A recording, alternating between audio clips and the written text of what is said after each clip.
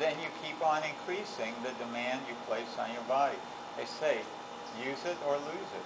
And you can become more flexible, you can become more stronger, more vital, and also just watch your mental performances, use tapping, use other nonviolent communicative language, just so that you don't end up getting stuck in a rut of the swamplands of past esoteric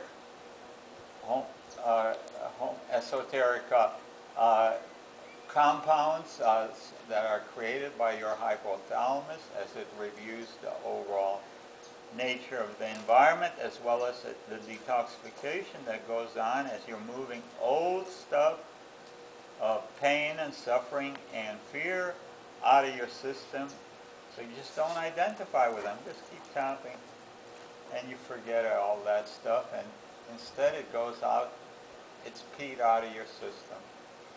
And just keep on hydrating, being attentive to basic details. Review yourself on every bi-monthly, just to see how you're doing. Are you improving, or are you happier? Are you healthier? Are you stronger? If you're not, well, maybe you need to tighten up the ship a little more, And so that example was, I saw this woman on a cover of Parade magazine. She was 84, ripped, and she was bench pressing 125 pounds.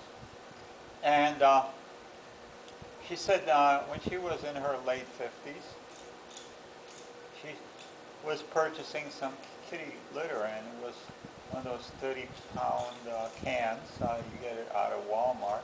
And she says to herself, in 10 years, I doubt it whether I'll be able to lift this. So she says, I better start training for my old age. Well, that's what she did. She liked it, got training. She became a very major bodybuilder, appeared on national television, on Oprah. This is what can happen.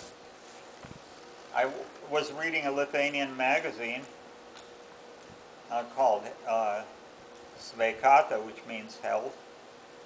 And in there was a picture of a guy that was 85. He had the most beautiful long hair, curly, blondish, bulked up like crazy, swimming in a hole in ice and laughing, and he's telling his story, which was up to 60 years of age, he was doing like what everybody else was, and he thought he would try health. He was bored with the old ways.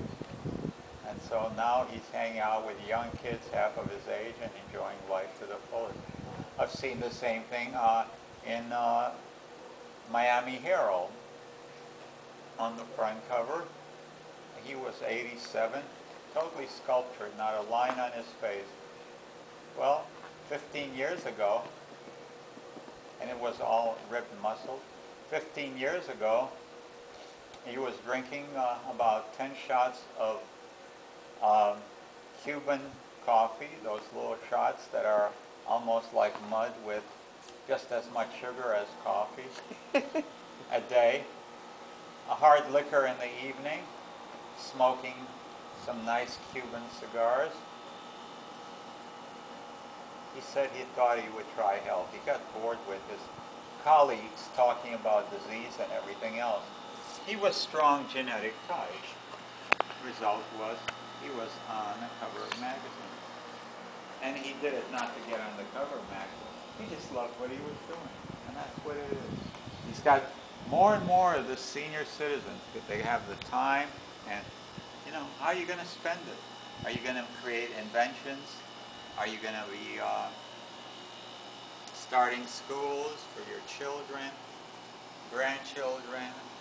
Are you going to be getting into being a revolutionary, getting into training? all a matter about yourself. And you don't have to do anything, or you can just become passionately involved because you like it, it feels good, and you're doing it. So it's up to you.